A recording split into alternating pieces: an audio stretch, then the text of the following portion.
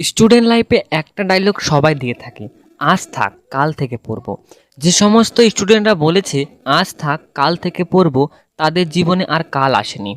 তাই বন্ধুরা, তুমিও যদি বলে থাকো আজ থাক কাল থেকে পড়বো, যদি তোমার জীবনটাকে নষ্ট করতে না চাও, তাহলে আজকের ভিডিওটা সম্পূর্ণ দেখো। তো চলো আজকের ভিডিওটা শুরু করা যাক। শুরু করার আগে ছোট্ট একটা রিকোয়েস্ট, চ্যানেলে নতুন হয়ে থাকলে প্লিজ একটা লাইক দিয়ে চ্যানেলটাকে সাবস্ক্রাইব করে দিও। তো চলো শুরু করা যাক। আচ্ছা, তোমরা আমাকে বলো তো, তুমি কি কোনোদিনও বলেছো আজ থাক কাল থেকে খাবো, বা আজ থাক কাল থেকে ফোন ঘাঁটবো? কি তুমি কোনোদিনও বলনি, তাই তো? খাওয়ার সময় তুমি ঠিকই খাচ্ছ, মোবাইল ঘাঁটার সময় তুমি ঠিকই ঘাঁটছো, অথচ পড়ার বেলা তুমি কি বলছো? বিভিন্ন রকমের বাহানা দিচ্ছ। কাল থেকে পড়বো, পড়তে ইচ্ছে করছে না, পড়ায় মন বসছে না, আমি কাল থেকে ঠিকই পড়বো।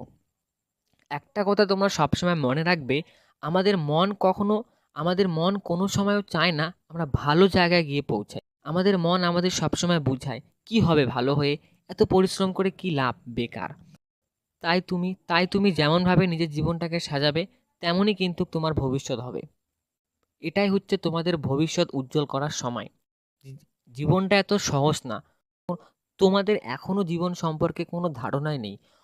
তোমরা যখন, তোমাদের যখন একটা প্রাপ্ত বয়স হয়ে যাবে, যখন তোমরা আরো বড় হয়ে যাবে, তখন তোমরা বুঝতে পারবে, তখন তোমরা আফসোস করবে যে ইস, সেই সময়টা যদি আমরা ভালোভাবে পড়াশুনো করতাম, তাহলে হয়তোবা আমাদের আজ কোনো কোনো না কোনো একটা ব্যবস্থা হয়ে যেত। তাই ভবিষ্যতে গিয়ে যাতে আফসোস করতে না হয়, এখনো সময় আছে, ভালো হয়ে যাও, পরিশ্রম করো, ভালোভাবে পড়াশুনো করো, দেখবে তোমার ভবিষ্যৎ কোনো না কোনোভাবে দেখবে সুন্দরভাবে চলে যাবে। এবার তোমরা অনেকেই বলবে যে ভবিষ্যৎ কীভাবে পড়াশুনো দিয়ে সুন্দর হবে, চাকরি তো আমি পাবো না, এটা পাবো না, ওটা পাবো না। দেখো, চাকরি তুমি পাবে কি পাবে না, এটা পড়াশুনোর সঙ্গে কোনো সম্পর্কই নেই। তুমি যেটাই করো না কেন, দেখো, একটা বিজনেস করতে গেলেও কিন্তু এখন পড়াশোনা ছাড়া তুমি কোনো বিজনেস করতেই পারবে না। আর যদি তোমার টাকা থেকেও থাকে, তবুও কিন্তু তুমি বিজনেস করতে পারবে না। অনেকে বলে যে আমার টাকা আছে, আমি বিজনেস করতে পারবো, আমার পড়াশোনা না হলেও চলবে।